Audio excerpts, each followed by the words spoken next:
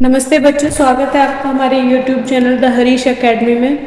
Students, last class में कल हमने झांसी की रानी जो हमारी हिंदी की पाठ्य पुस्तक है कक्षा 9वीं की, उसका हमने पाठ 11 झांसी की रानी चैप्टर अच्छे से हमने कल उसको रीड किया था। जो भी इसके काव्यांश थे उनका वर्णन किया था और जाना था कि किस तरीके से रानी लक्ष्मीबाई पुरुषों की भांति लड़कर, है ना, कैसे मतलब अपने आप शहीद हुई, किस तरीके से उन्होंने लड़ाई करी, किस तरीके से उन्होंने वहां पर जहां उनकी शादी हुई वहां मतलब किस तरीके से उन्होंने उस विद्रोह में पूरा हिस्सा लिया बढ़ चढ़कर और लोगों को जागरूक भी करा था उस चीज के लिए, है ना।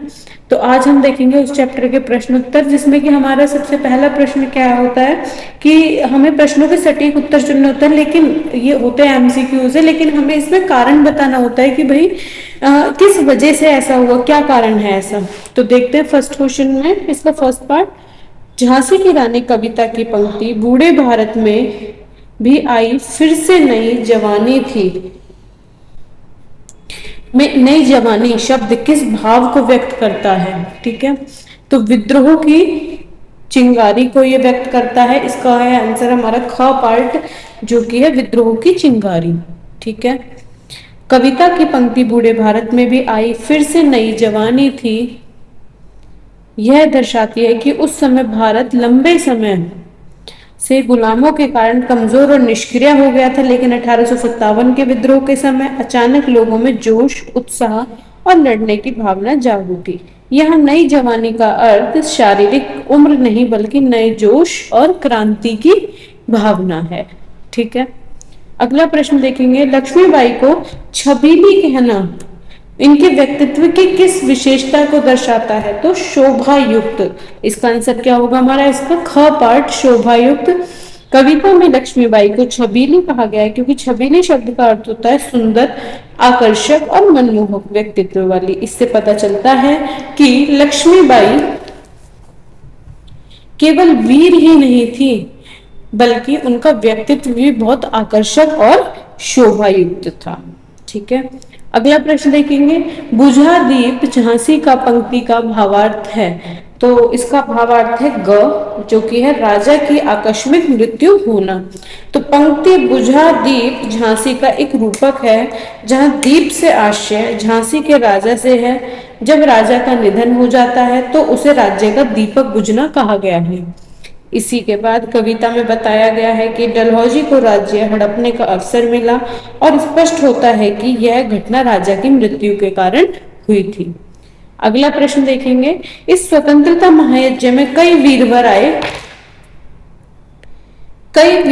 आए काम पंक्ति में, ये एक पंक्ति है।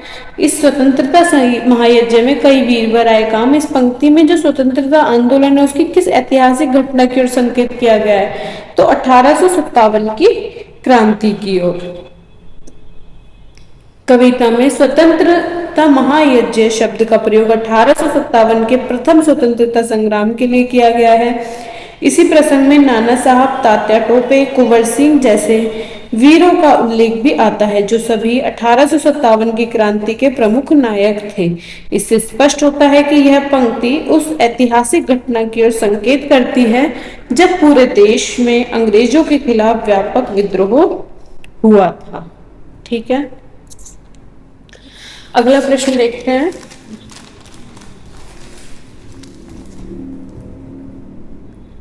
इसी का ही फिफ्थ पार्ट है। व्यापारी बन गया चाहता था जब ये वह भारत आया।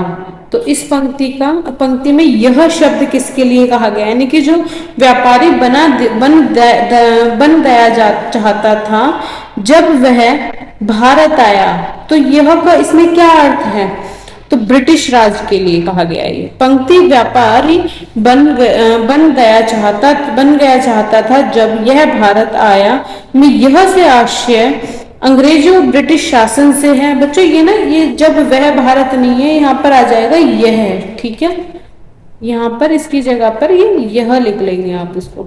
तो यह भारत आया में यह से आशय अंग्रेजों ब्रिटिश शासन से है। इतिहास के अनुसार अंग्रेज पहले व्यापारी ईस्ट इंडिया कंपनी के रूप में भारत आए और धीरे धीरे यहाँ अपना शासन स्थापित कर लिया।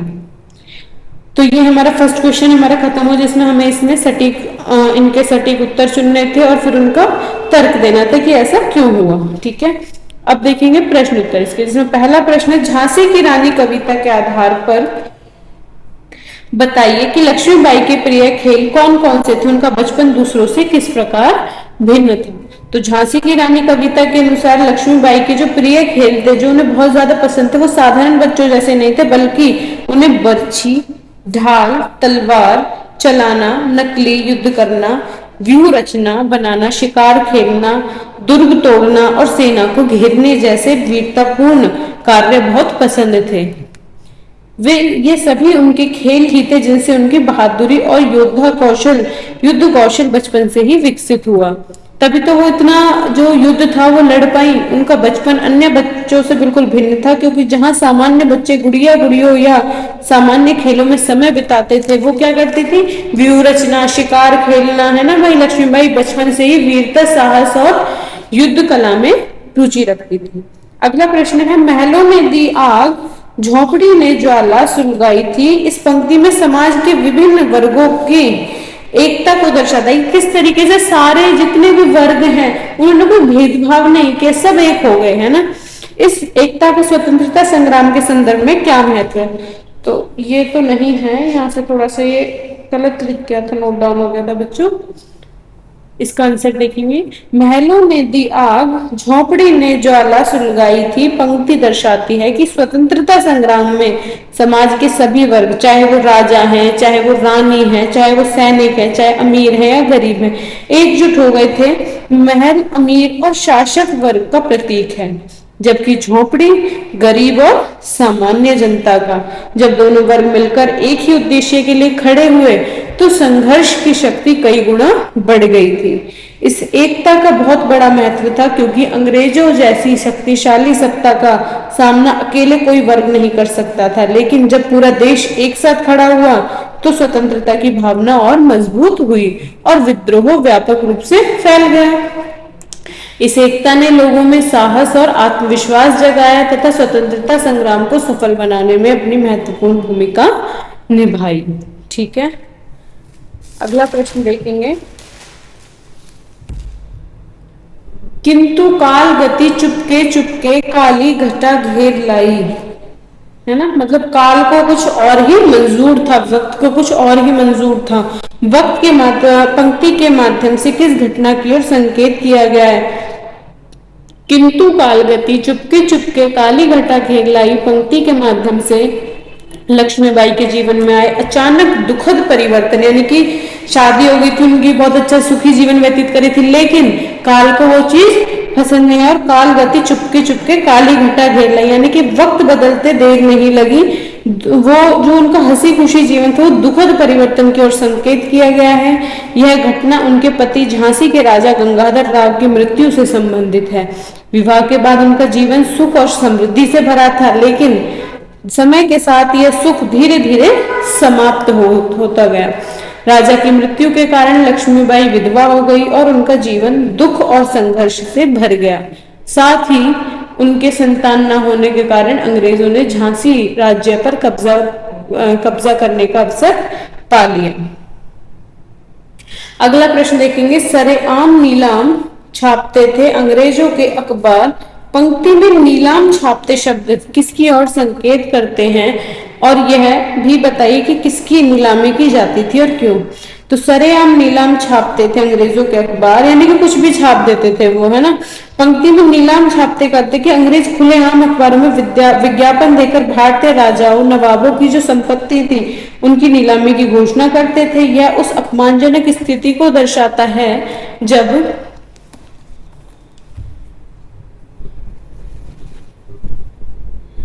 जब पराजित शासकों की वस्तुएं सार्वजनिक रूप से बेची जाती थी। नीलामी में उनके कपड़े, गहने, कीमती सामान, राजसी वस्तुएं शामिल थी। ऐसा इसलिए किया जाता था क्योंकि अंग्रेजों ने उनके राज्य छीन लिए थे और उन्हें आर्थिक रूप से कमजोर बनाना चाहते थे। अगला प्रश्न देखेंगे, अभी उम्र कुल 23 की थी, मनुज नहीं अवतारी थी। पंक्ति में अवतारी शब्द का मतलब पूछा है कि भाई इसके विशेष गुणों की ओर इंगित कर रहा है, ये किन विशेष गुणों की ओर इंगित कर रहा है। कविता के आधार पर बताइए कि लक्ष्मीबाई के किन गुणों के कारण उनको अवतारी कहा गया है। तो अभी उम्र कुल 23 की थी, मनुज नहीं अवतारी थी। पंक्ति में अवतारी शब्द लक्ष्मीबाई के असाधारण और दिव्य गुणों की ओर संकेत करता है। कविता के आधार पर उन्हें अवतारी इसलिए कहा गया है क्योंकि उनमें अद्भुत साहस, वीरता, देशभक्त और नेतृत्व क्षमता थी। वे बचपन से ही युद्ध काल में निपुण थी और संकट की घड़ी में भी उन्होंने हार नहीं मानी। इतनी कम उम्र में इतना महान कार्य करना सामान्य मनुष्य के लिए कठिन होता है, इसीलिए उन्हें क्या कहा गया है, अवतारी कहा गया है। ठीक है, तो बच्चों इस चैप्टर के प्रश्न उत्तर हुए हमारे खत्म। ये हमारा चैप्टर कंप्लीट हो गया। कल हम अपनी नेक्स्ट क्लास में देखेंगे चैप्टर 12, है ना, उसके काव्यांश को पढ़ेंगे अच्छे से, उसके बाद उसके क्वेश्चन आंसर, देन आपकी ये वाली बुक पूरी फिनिश्ड। इसके बाद हम करेंगे हिंदी व्याकरण के टॉपिक्स। ठीक है, तो मिलते हैं अपनी नेक्स्ट वीडियो में, तब तक के लिए good bye and have a nice day. Thank you for watching.